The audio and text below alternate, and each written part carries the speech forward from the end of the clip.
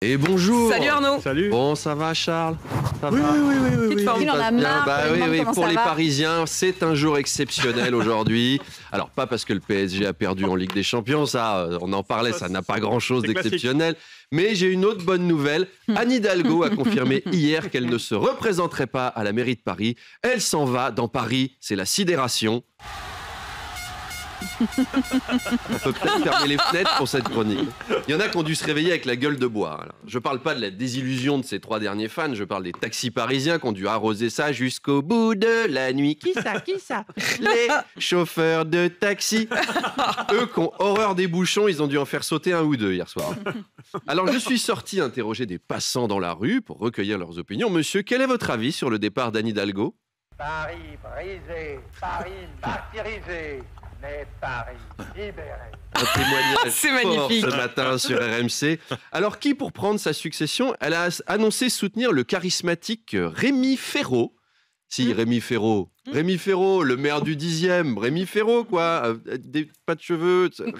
Notez qu'Anne non, je l'ai Hidalgo, elle ne soutient pas son propre premier adjoint, Emmanuel Grégoire, c'est-à-dire le gars qui est co-responsable de son bilan, quand même. Elle ne le soutient pas. Donc, il y a peut-être une part d'elle qui a conscience de ce qui s'est passé. Bon, je pense qu'elle s'en va parce qu'elle n'a plus rien à faire. Hein. Ça y est, elle a creusé des trous dans toutes les rues. Le jeu est fini. C'est game over. Donc, allez, adieu. Salut Godzilla. Voilà, elle quitte la ville après l'avoir ravagée. C'est Godzilla quand même. Hein. C'est comme dans le film. Michel Barnier était sur TF1 hier soir. Oui, alors le Premier ministre a défendu son budget, sa position. Alors il a été très clair. Hein. S'il est renversé, il n'y aura plus de budget. On va perdre des milliards. Les fonctionnaires ne seront pas payés. Noël sera annulé. Des invasions de sauterelles, des rivières de sang. Qu'est-ce qu'il y a d'autre dans les 7 plaies d'Égypte?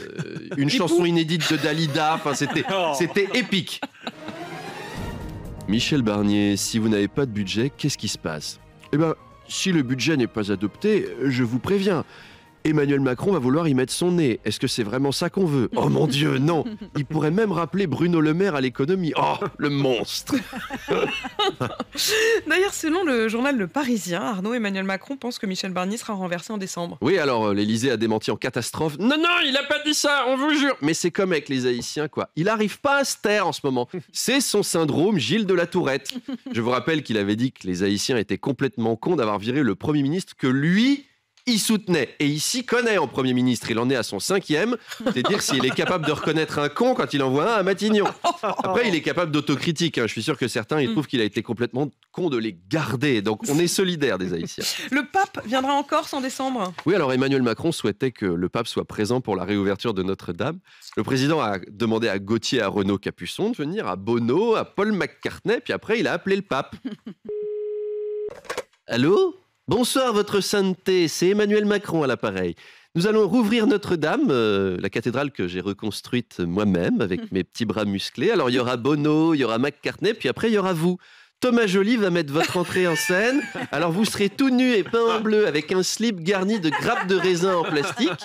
Et il y aura Aya Nakamura déguisée en Sainte Vierge. Et après vous enfilerez votre tenue, là, votre robe. Hein, tu mettras ta robe, Ouais, vas-y, cambre-toi dans ta robe. Oh non. Encore un accès de Gilles de la Tourette. Ah merde. Du coup, le pape ne viendra pas à Paris. Il a dit non. Il a dit non, il a refusé. Il a entendu ça, il a dit je viens pas. Alors, cette visite va coûter une blinde, hein, d'ailleurs. J'ai eu les chiffres. Vous savez combien ça va coûter? 100 patates. Exactement, bah oui. Non, ça va coûter entre 500 000 et 1,2 million pour une seule journée. Ça fait cher la messe. Hein. Alors, le Vatican, ils sont sympas. Ils ont précisé que eux prennent en charge le billet d'avion. Oh. C'est bien aimable, votre seigneurie, pour nos finances. Enfin, quand on est à une facture d'1 million, on n'est plus à 90 balles près pour un billet sur EasyJet. Hein. En découvrant les chiffres, même la mafia corse, elle s'est dit... chapeau le Vatican. De l'extorsion de fonds à ce niveau, respect. À ce prix-là, tu pouvais faire venir Mariah Carey, Beyoncé, Rihanna pour un grand concert. Pour 1 million, t'as les 3 cafés gourmands à vie. À vie. Tout le temps. Quitte à chanter la vie de Jésus. Hein. Et on est des chrétiens, et on veut faire le bien. Pas de sexe avant de se marier, ceinture de chasteté, avant de s'accoupler. On pense à Bolloré. Enfin, c'est génial tout ça. Ou alors Vianney, qui chante le moment juste avant la résurrection, quand il découvre que Jésus a quitté sa tombe. Mais t'es où? Pas là. Mais t'es pas là. Mais t'es où? Il y avait des tas de trucs à faire avec 1 million. On verra ça plus tard. Oh là! Tout se casse la gueule dans ce studio. Mon micro est tombé. Le pape Bah oui. vient pas. Allez, à demain. Salut Et Arnaud, bonjour. mon invité ce matin à 8h30 dans le Face à Face, c'est celui qui voudrait peut-être remplacer Jean-Luc Mélenchon, François Ruffin. Oui, alors François Ruffin qui est membre du NFP, mais qui n'est plus membre de LFI, il n'est pas non plus membre des écolos, il n'est pas au PS, il est juste François Ruffin. Membre du RFR-AFR, le rassemblement de François Ruffin avec François Ruffin.